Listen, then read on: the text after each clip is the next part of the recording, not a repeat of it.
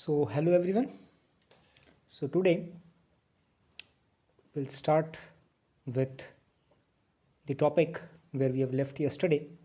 So we have covered in the last class about the sorry about the scaling things and what is the scaling and what are the various strategies to scale the device. And then today we will discuss about the short channel effect. So these are related topics. But before starting the today's class, let me tell you that in the last class, probably while telling you the equation of this drain current equation ID, I probably made a mistake. Okay, so you just correct it because it is maybe because of the slip of the tongue or anything. So you just see that. Okay, check it.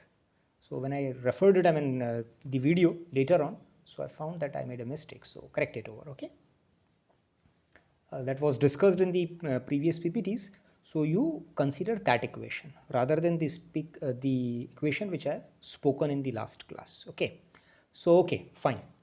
So starting the today's class, you see, as we have discussed in the last class, that there are various short channel effects which affects the performance of the device, and the overall drain current is like gets affected.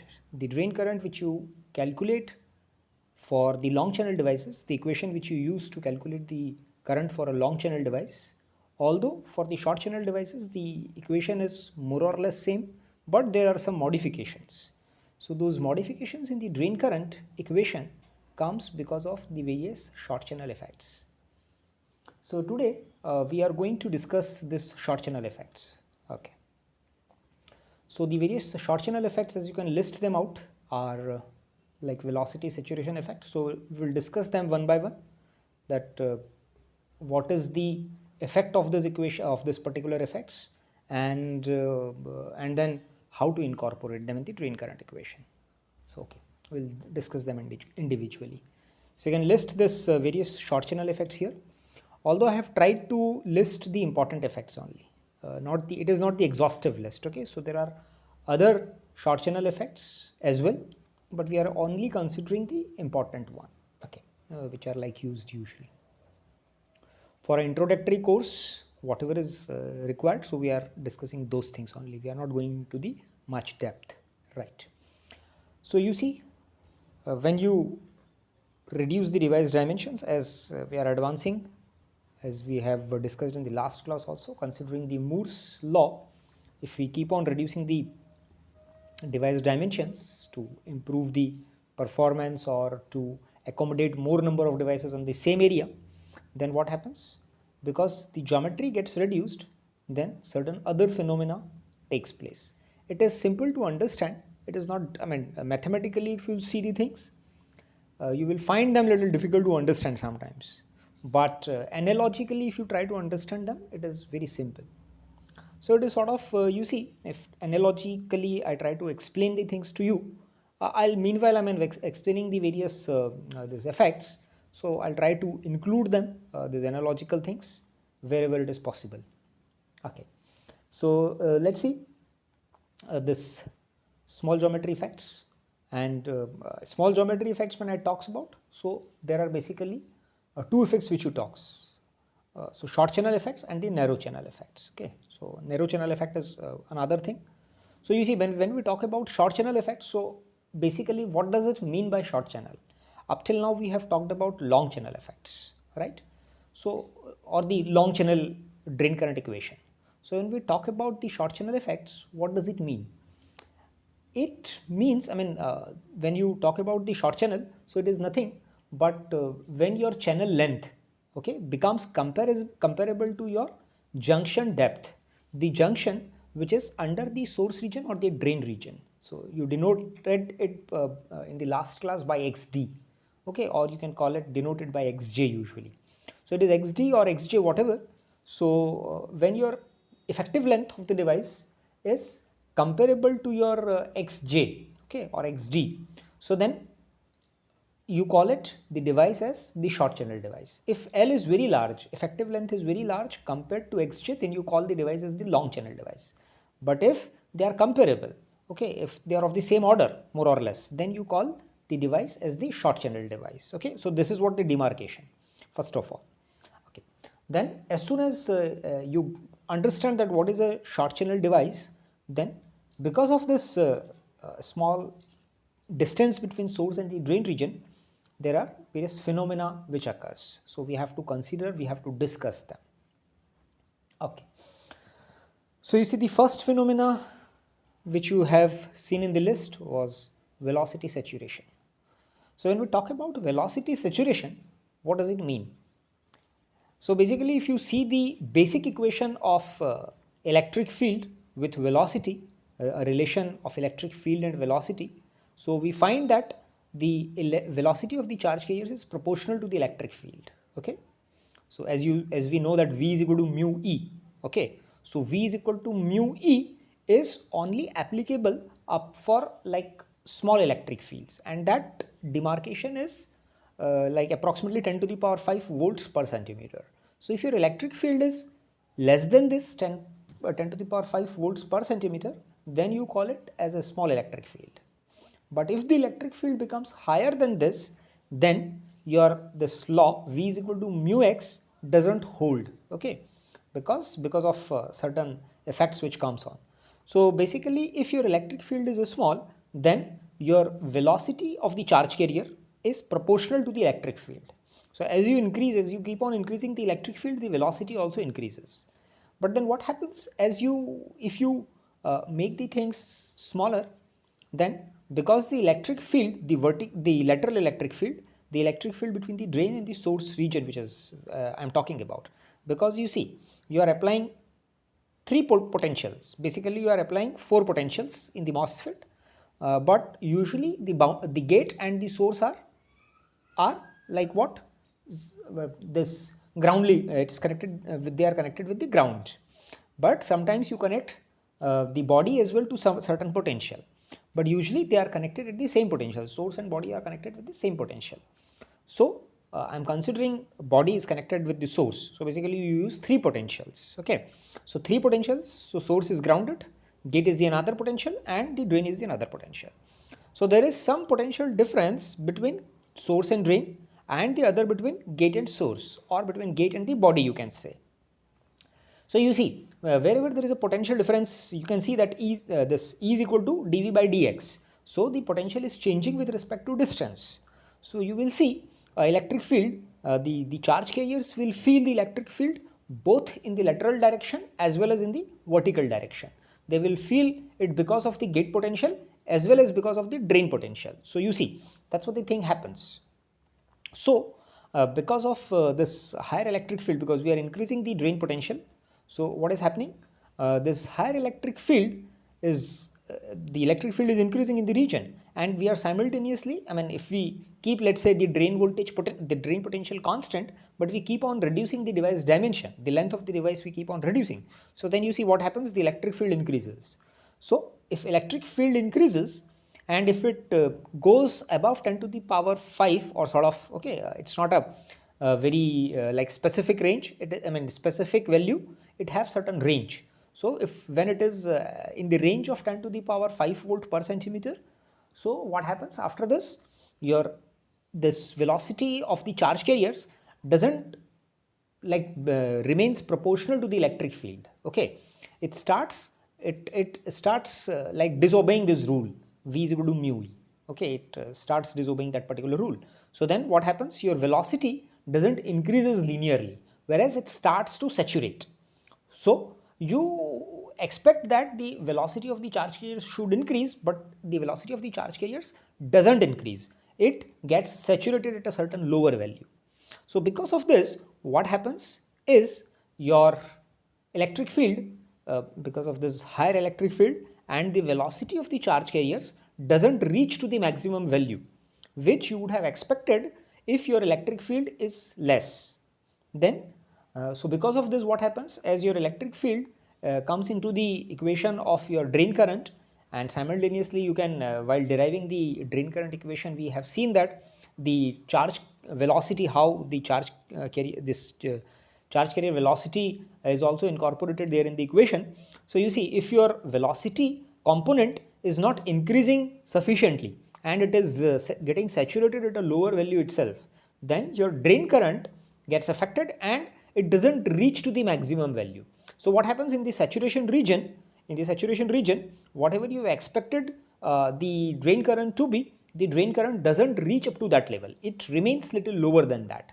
So this is what happens. So drain current remains, means drain current gets reduced because of the velocity saturation. So the effect of the velocity saturation on the drain current is that the drain current is like little less in a velocity saturated device compared to your non-saturated device, okay, non-velocity saturated device. So this is what the phenomena of velocity saturation and how it is coming, okay. It is coming because of the small geometry. It is coming because of the nearness of the source and the drain region. So the electric field is increasing, and because of that your this V is equal to mu E relationship doesn't holds good, and your velocity gets saturated at the lower value. So because of this, your velocity saturation takes place and it affects the drain current.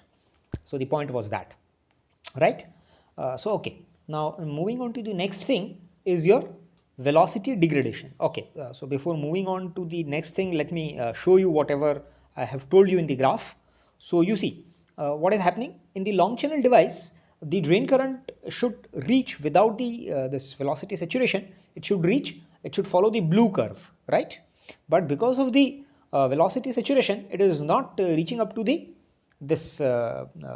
higher values, and IDS is saturating at a lower value only.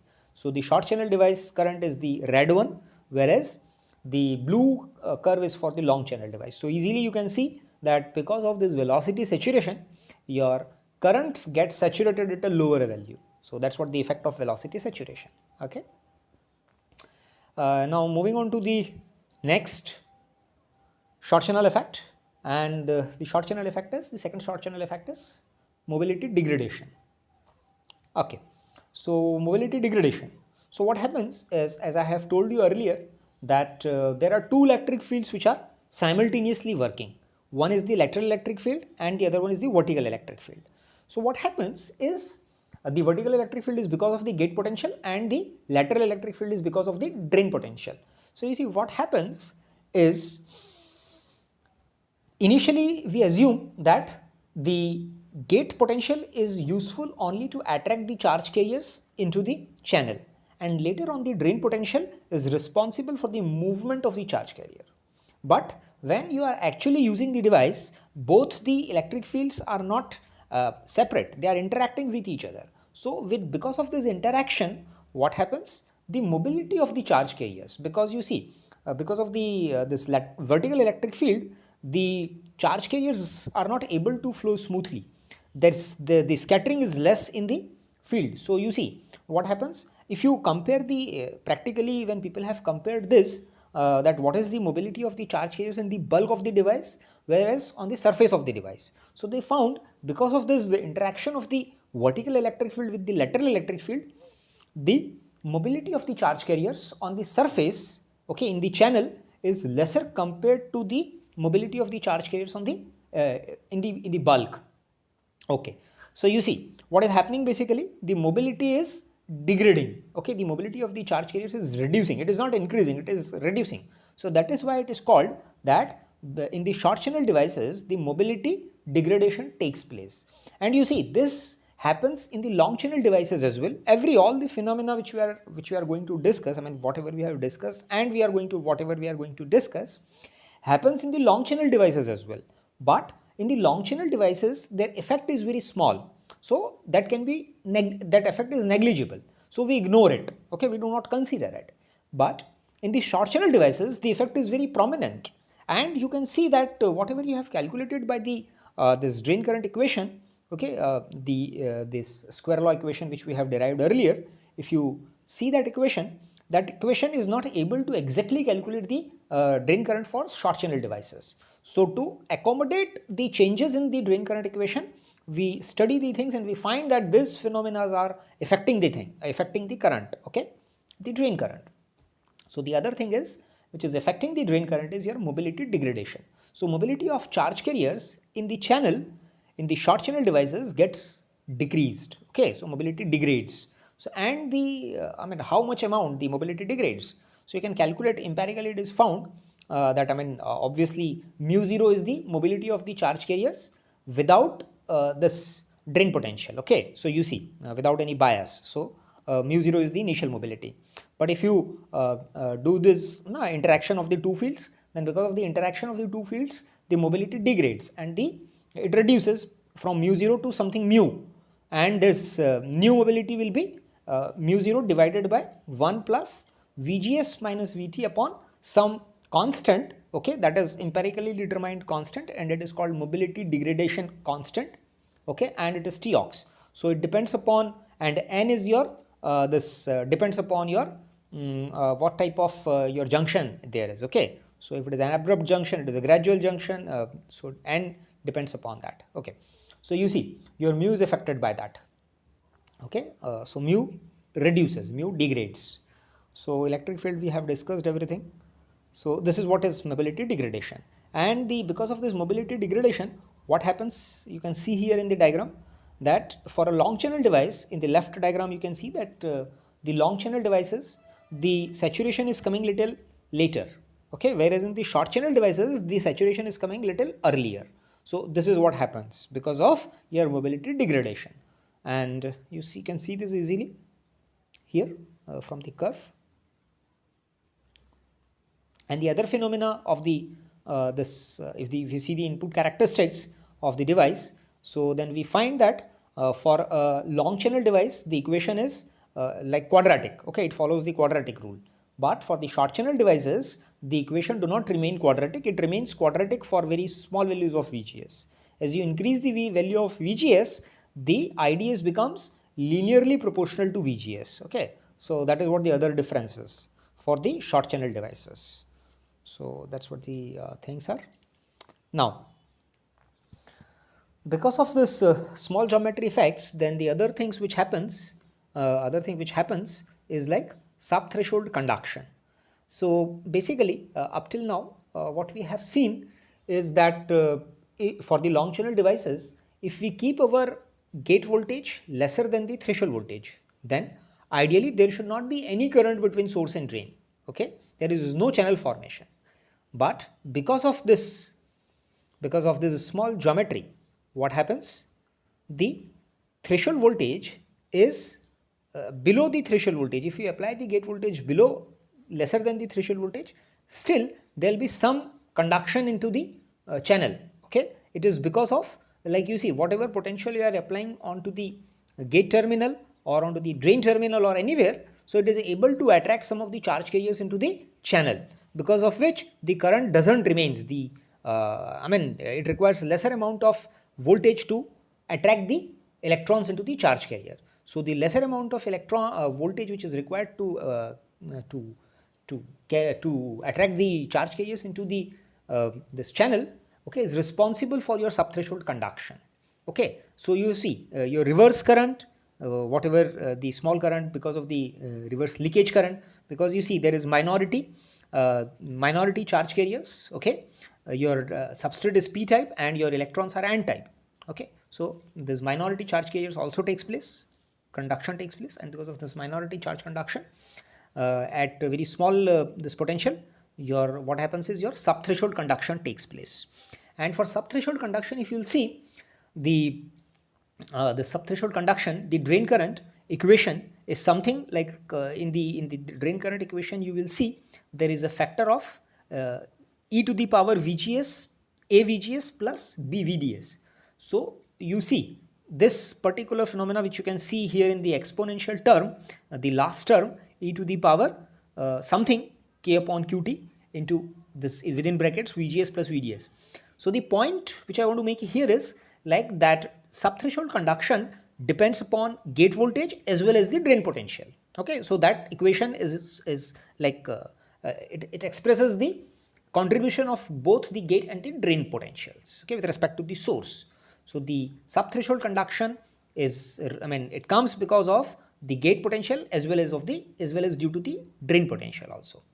And you can see that the in the lower diagrams, you can see that the threshold potential, potential, okay, Vt remains like constant for the long channel devices. If you keep on increasing the channel length, then you see your device threshold voltage remains constant. Whereas for the short channel devices, if you change the VDS, then the threshold voltage decreases. Okay, if you increase the VDS, then your threshold voltage decreases. So this is what happens. So threshold voltage is higher for your lower values of VDS, whereas for higher values of VDS the threshold voltage will decrease. So this is what the phenomenon of subthreshold conduction, right? Now, related to this subthreshold conduction, there is another effect which is drain-induced barrier lowering effect. See, this subthreshold conduction, you can, this short channel effects we have seen. So subthreshold conduction is already we have seen. Because of the small geometry, what happens? Because of the short channel, what happens? This diagram will able to explain you the things. Actually, because of the short channel effects, the threshold voltage decreases. Earlier, if you got like Vt0 as the threshold potential, as the threshold voltage, then if you consider it for the small channel device, so then for the small channel device, the Vt0 will be lesser than the Vt0 which you got for the long channel device. The reason being, for the short channel devices, you see, initially while discussing the long channel devices, we have assumed that our channel is rectangular underneath the gate, okay? But actually when we use the device, it becomes like sort of trapezoidal, okay? So trapezoidal region is there, okay? The reasons we have discussed already in the previous classes. And the thing is that you have considered that there is no junction in the drain and the source region under the gate, but there is some region which is overlapping in the source and the drain region in the under the gate, which is coming because of the source and the drain regions, okay? So you see, whatever value you will calculate for threshold voltage because of the gate potential, considering the gate terminal only and not applying any voltage onto the drain and source potential, okay? Whatever voltage you have considered, whatever voltage you have found, whatever threshold voltage you have found, considering the gate and the drain and the source potential connected to the zero potential. Now, if you connect the drain potential to some other potential, the threshold voltage will be lesser than what you have calculated it for zero source and drain condition, okay? The reason is because there is this delta LS and delta LD regions which you can see here, because there is some junction which is this junction region which is coming under the drain region or under the gate region, and which is interacting with this channel, okay? So the channel charge is, some of the channel charge is because of the drain region and some of the channel charge is because of the source region, source depletion region. So that's what happens, okay? So you see, this was the thing. Now you see, when we try to understand the drain induced barrier lowering effect, so what happens? Initially, as I have told you, that we consider that all the charge cages are attracted because of the gate potential only. But if the channel length is very small, then what happens? Still, if you don't apply any potential on the gate and you apply some potential onto the gate, then that onto the drain, then that drain potential is also capable in the short channel devices especially. It is capable to attract some electrons from the source without the application of gate potential. So if such a thing happens, so you see, when there was no channel, the channel was not because of some barrier, okay? There was some this junction barrier because of which you are not able to form the channel. There was no channel initially, but what happens? That barrier gets reduced because of the application of the drain potential itself. So that thing is called your drain induced barrier lowering effect, okay? So you see, there was some barrier, but that barrier in the long channel devices, you were not able to cross it by the application of just the drain voltage. But for the short channel devices, by the application of just the drain voltage, by application of only the drain voltage, you may be able to like overcome that junction barrier, okay, and you may be able to attract some charge carriers. So that phenomena which is like which happens because of the application of the like potential at the drain terminal, and that potential is able to attract charge carriers in the this channel is called your drain induced barrier lowering effect. You can understand it in very detail mathematically, but I have just tried to explain the things like in simple terms without mathematical equations. Okay, so for a better understanding, sometimes you require mathematical equations, but for a broad understanding of the like concept, you can understand it without the mathematical equations as well. So that's what I have tried it here. Okay. And because of this, what happens? Your Vt further reduces. So the effect on the Vt is like Vt reduces because of the drain induced barrier lowering effect. Okay. So this is what the thing is. And you see in the previous equation, we have previous diagram, we have seen that some delta Ls and delta Ld is there. So how to calculate this delta Ls and delta Ld?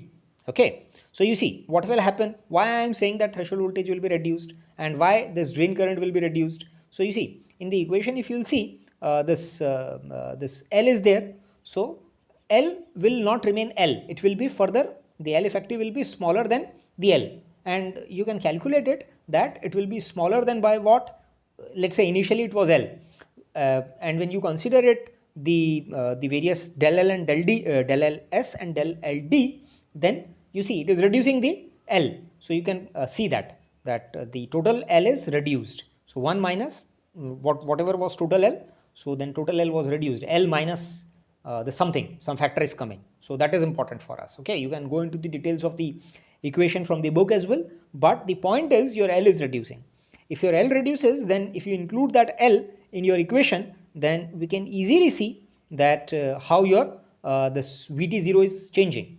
Okay, so Vt0 gets affected by, I mean initially if it is Vt, you can write the equation as Vt is equal to nu Vt for a short channel device is Vt is equal to Vt0 minus Vt0 for the short channel device is equal to Vt0 minus del Vt0. Okay, so minus is coming there. So that minus is showing that your Vt0 is less, Vt0 for the short channel devices is lesser than the Vt0. Okay, so that's what it is showing you, and you can calculate that Vt0 by this particular equation. In this equation you can see that xj upon 2L is the very important thing. Okay, that xj is your junction thickness. Okay, this junction depth which you can see here. Okay, right. So that mathematics is not that much important, but if you want to see how it is changing, if you are interested in that, so I have tried to show it here. In the, if you refer the book, you will see it in the detail. Okay. I also tried to show you the effect on the short channel and the long channel devices. So if you see, because of your, if your device length is like say 5 micrometer, okay, so in the 5 micrometer device length, the phenomena, because of this various phenomena which we have seen, okay, the short channel effects, so far the effect is very negligible, okay, in the threshold voltage. But if your device length is, let's say 0.5 micrometer and the Vt0 reduces by, let's say this 0.33 volts, okay, so it reduces, the effect will be very prominent. The point is, if for a short channel devices it is 0.76 volt, so it reduces to 0.43 volts if the effect is 0.33 volts. But for a 5 micron device, if the threshold voltage is, let's say 5 volt, and if you reduce it by 0.33 volt, okay, so then the effect will not be that much visible. Okay, so the point is that, right? So threshold voltage is more visible in your small channel devices rather than the long channel devices.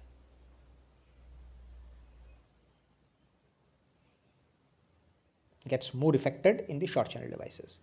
Okay, now let's consider the narrow channel effects. So the narrow channel effects are, what do you mean by narrow channel? As we have like differentiated between a long channel and a short channel. So what is your narrow channel? How you can differentiate between a narrow channel and a broad channel? So narrow channel, when you talk about, so again when in the previous case we have compared xj or xd with L. Now here we compare xd with your W.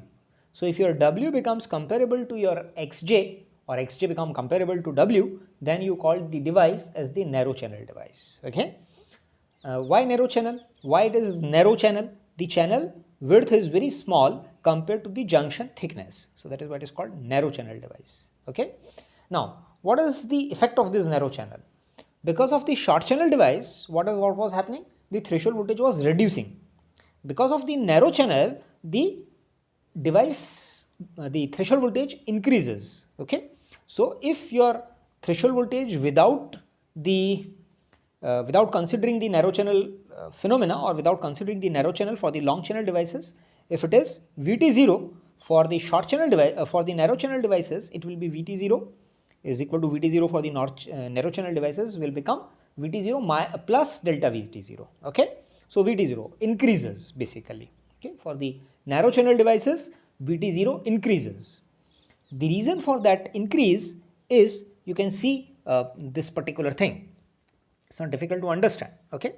It is like conceptually you can understand the things, that because of this fringe regions which you can see here, because you see when you form this oxide region, okay, thin oxide region.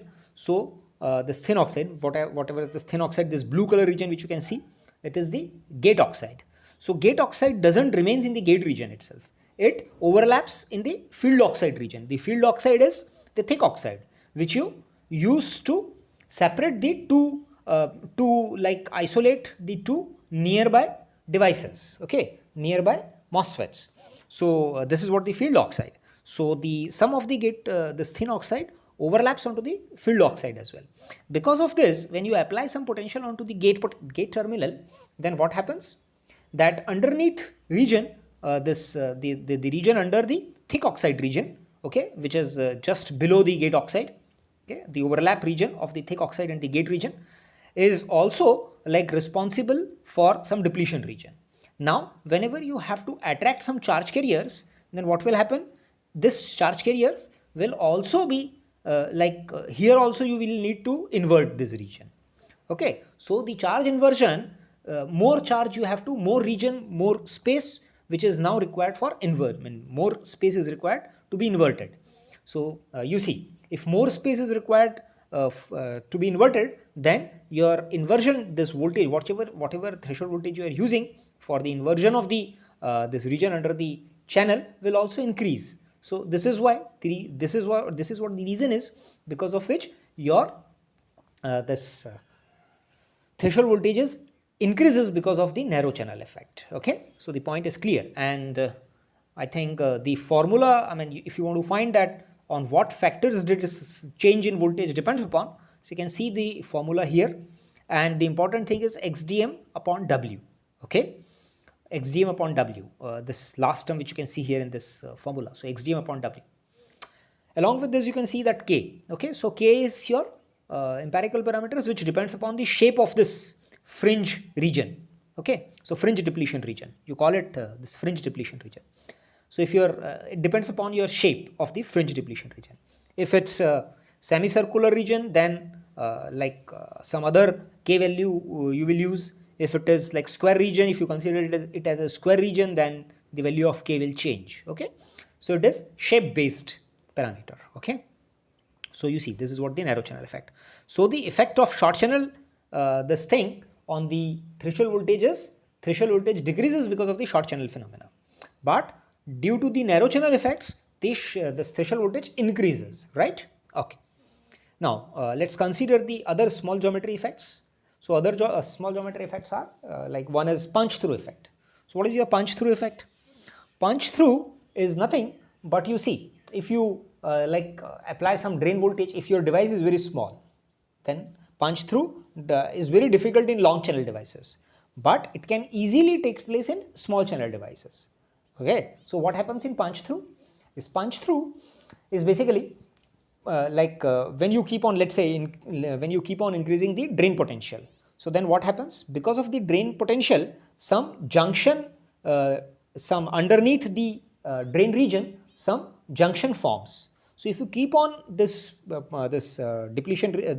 potential, if you keep on increasing the drain potential, then what happens? This junction width, junction depth keeps on increasing as well, because it is a reverse bias junction. Your substrate is p type and your drain is n type, so that region is your reverse bias. So this reverse bias region keeps on increasing. Now if you keep on increasing this drain voltage, so what happens? After a certain limit, the drain region junction, this underneath the drain region, whatever is the junction region, that junction region may touch the junction region of the source, this underneath the source, whatever is the depletion region under the source, that touches with the depletion region underneath the this drain. So you see, this drain region has punched through the source region, and now when this happens, your device will is not useful anymore. Okay, so the device is broken up, so it is permanently damaged sometimes. Okay, it is burned out sometimes, you can say. Okay, so this is what happens. So this is what is called punch through. So punch through is not it is a very highly undesirable thing. You should limit your drain voltage so that the drain this punch through doesn't takes place.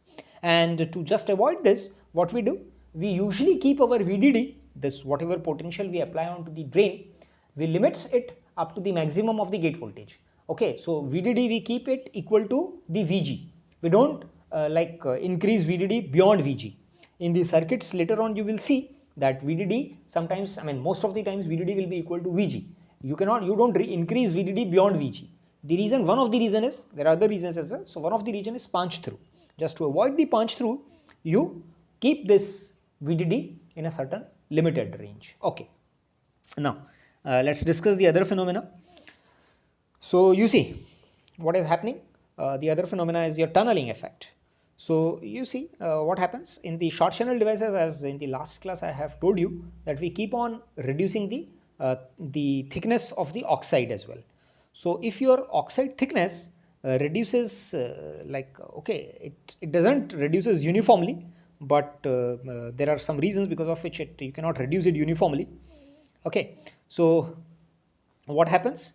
Because of this non-uniform oxide, okay, so non-uniform oxide, the oxide is not uniform everywhere. So because of this non-uniform, some regions, at some places, that oxide is not uniform, and it is the thickness is less in those regions. So what happens? And some pinholes are also there. Okay, pinholes is like the thin regions where the electrons can easily if by some voltage if you apply, so they can easily